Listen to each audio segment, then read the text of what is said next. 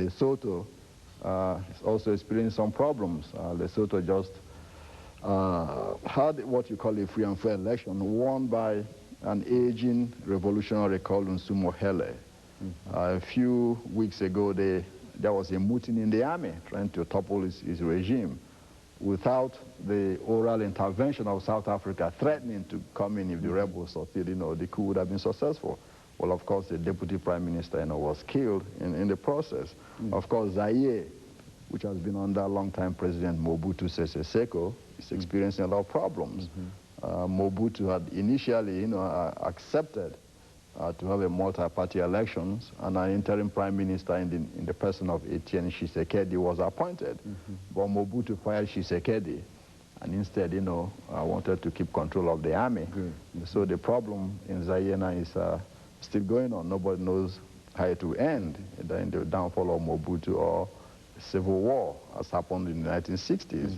Somalia, of course, is still the way it was, though there's no heavy fighting as usual, because General Aidid and LMadu2 have signed a tenuous peace agreement that is still holding. But of course, with the clannishness involved in the situation, fighting might break up, anytime soon. Congo-Brazzaville still also in the midst of the political crisis. There has been fighting in Brazzaville, between the supporters of the elected president Pascal Lissouba and those supporting Denis Sassou Nguesso. This, of course, is mainly tribal than political. You have the Laris and the Bakongos, two different tribes struggling for power in the Congo. Then, of course, Liberia, there's a peace agreement now between forces of Charles Taylor and those of the interim government, Amos Sawyer, that's still holding at this particular time. Nobody knows what will happen in the future. Then, of course, Malawi, where you have long-time President Hastings Kamuzu Banda, who's been there since independence. Of course, he's almost 90 years old. Just had a brain surgery a few months ago, but still clinging to power. Of course, Banda was educated here in Nashville at Mehari Medical College. Then you have Sierra Leone, of course. Rebels are trying to overthrow the government of President Valentine Strasser, who came to power a few years ago. Then, of course, the good news in South Africa, Mandela has been proclaimed president, by the legislature in Cape Town. Tomorrow he gets sworn in as president of South Africa. And then, of course, the bad news, Rwanda and Burundi, we are fighting, it's still going on. And looking at all of those difficult spots in Africa, Dr. Madu, let's have you to talk about Rwanda this morning, and to give our audience some idea in terms of how we might be able to reach a solution, or perhaps if there is anything the outside world might be able to do in order to help to end some of the violence that's going on in that small country. Well, you cannot talk about Rwanda without talking about Burundi. The situation in both countries are intertwined. Of course, you have the Hutus and also the Tutsis. In both countries, the Hutus are in majority, about 85 to 15. Ratio, the Hutus 85, the Tutsis are 15. But these are two tribes, two different ethnic. Two different tribes, but they speak the same language. It was formerly a Belgian colony, that was handed over to Belgium after the First World War when Germany was defeated. So until 1962, when it became independent. But like all colonial masters, the kind of games they played in Africa was divide and rule. The Belgians favored the Tutsis, to using the Tutsis as a counterbalance to keep the Hutus in check. Now, the Tutsis represented the smallest of the two groups? Precisely, yes, just 15%, in both countries.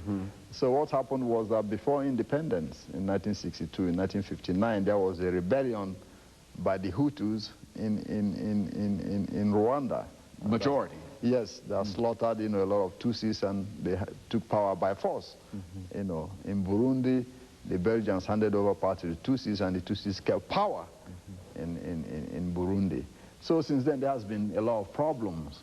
In Burundi, in 1972, over 500,000 Hutus were slaughtered by the president who was in power at that time, who happens to be Tutsi, Mikombero. The Hutus rose up in rebellion, and he sent the Tutsi-dominated army to slaughter as many as Hutus as they could get. In fact, the cream of the Hutu intellectual elite was eliminated in 1972, causing over 500,000 Hutus to flee into Tanzania. In Rwanda, the Hutus kept power, you know, until what started in 1990 as a rebellion.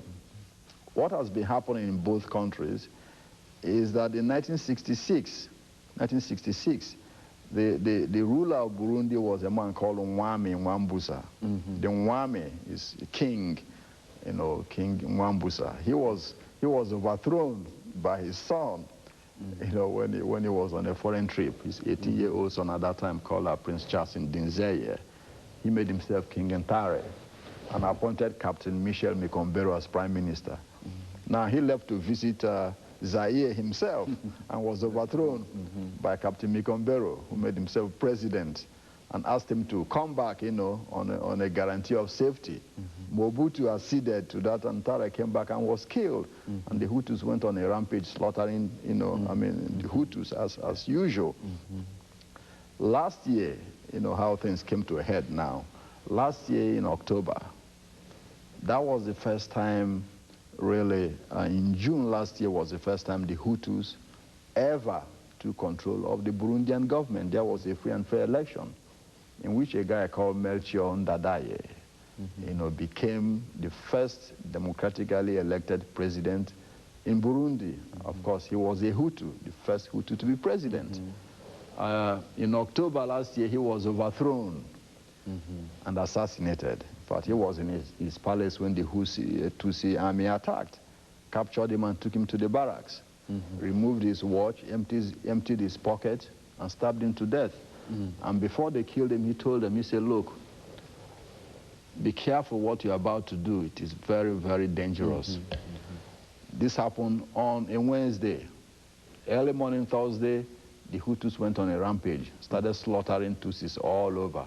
In fact, this is the first time in Burundian history that Tutsis have been at the receiving end. Over 100,000 were killed, you know.